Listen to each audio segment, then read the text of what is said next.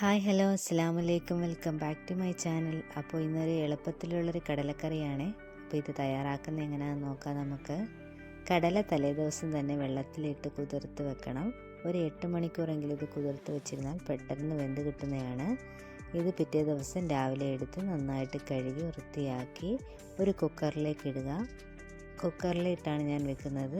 കുക്കറിലാകുമ്പോൾ ഇത് പെട്ടെന്ന് വെന്ത് കിട്ടും. ഇനി ഇതിലേക്ക് ഒരു അരമുറി സവാളയും 2 അല്ലി വെളുത്തുള്ളിയും ഇട്ട് ആവശ്യത്തിന് വെള്ളവും ചേർക്കുക. കടല മുങ്ങി നിൽക്കുന്ന അത്രയും വെള്ളം ചേർക്കണം. ഇനി ഇതിലേക്ക് ആവശ്യത്തിന് ഉപ്പും ചേർക്കുക. ചൂടുവെള്ളം ചേർത്താൽ പെട്ടെന്ന് തന്നെ വിസിൽ കേൾക്കും. ആവശ്യത്തിന് ഉപ്പും ചേർത്തതുണ്ട്. ഇനി ഇതൊന്ന് അടച്ചു വെച്ച് നമുക്ക് വേവിക്കാം. കടലയുടെ വേവനുസരിച്ചാണ് വിസിൽ കേൾപ്പിക്കേണ്ടത്. ഒരു 3-4 വിസിൽ കേൾപ്പിച്ചാൽ മതിയാകും. ഇനി ഇതിലേക്കുള്ള അരപ്പ് തയ്യാറാക്കാനായി ഒരു പാൻ എടുക്കുക. അതിലേക്ക് 1 ടേബിൾ സ്പൂൺ വെളിച്ചെണ്ണയോ സൺഫ്ലവർ ഓയിലോ ഒഴിക്കുക. എണ്ണ ചൂടായി വരുമ്പോൾ അതിലേക്ക് ഒരു 2 ടേബിൾ സ്പൂൺ തേങ്ങ ചിരകിയതും കുറച്ച് വെളുത്തുള്ളിയും കുറച്ച് സവാളയും കുറച്ച് മല്ലി 2 കുരുമുളക് ഇതെല്ലാം കൂടെ ചേർത്തൊന്ന് മിക്സ് ചെയ്ത് ഒന്ന് വറുത്തെടുക്കുക. ഇതൊരു ബ്രൗണിഷ് കളറാകുന്നവരെ ഒന്ന് വറുത്തെടുക്കേണ്ടതാണ്. ഇപ്പോൾ കളറൊക്കെ ചേഞ്ച് ചെയ്ത് നന്നായിട്ട് വന്നിട്ടുണ്ട്. ഇനി ഇതിൻ്റെ ഫ്ലെയിം നമുക്ക് ഓഫ് ചെയ്യാം. എന്നിട്ട് പൊടികൾ ചേർത്ത് തുടങ്ങാം. ഞാൻ ഇതിലേക്ക് 1/4 ടീസ്പൂൺ മഞ്ഞൾപ്പൊടിയും 1/2 ടീസ്പൂൺ മുളക് പൊടിയും ചേർക്കുന്നുണ്ട്. ഇനി ഇത് നന്നായിട്ട് മിക്സ് ചെയ്തിട്ടൊന്ന് വഴറ്റിയെടുക്കണം. ഇതിലേക്ക് ഞാൻ ഗരം മസാലയുടെ പൗഡറും ചേർക്കുന്നുണ്ട് കേട്ടോ. അത് ഞാൻ എടുക്കാൻ മറന്നുപോയി വീഡിയോ. അപ്പോൾ അതും കൂടെ ചേർത്ത് നന്നായിട്ട് മിക്സ് ചെയ്ത് ഈ പൊടിയുടെ പച്ചമണമെല്ലാം മാറുന്നവരെ ഒന്ന് നന്നായിട്ട് മിക്സ് ചെയ്തെടുക്കണം.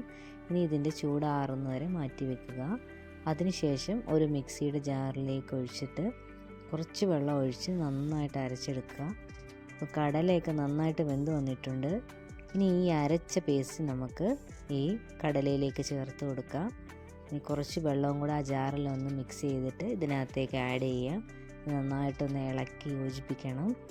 എന്നിട്ട് കുറച്ച് നേരം ഒരു ലോ ഫ്ലെയിമിലിട്ട് ഒന്ന് തിളപ്പിച്ചെടുക്കണം. ഇനി ഇതിലേക്ക് നമുക്ക് കടുക് താളിച്ചൊഴിക്കാവുന്നതാണ്. അതിലേക്കായിട്ട് ഒരു പാൻ വെക്കുക. 1 ടേബിൾ സ്പൂൺ വെളിച്ചെണ്ണയോ സൺഫ്ലവർ ഓയിലോ ഏതാണെന്ന് വെച്ചാൽ അത് ഒഴിക്കുക.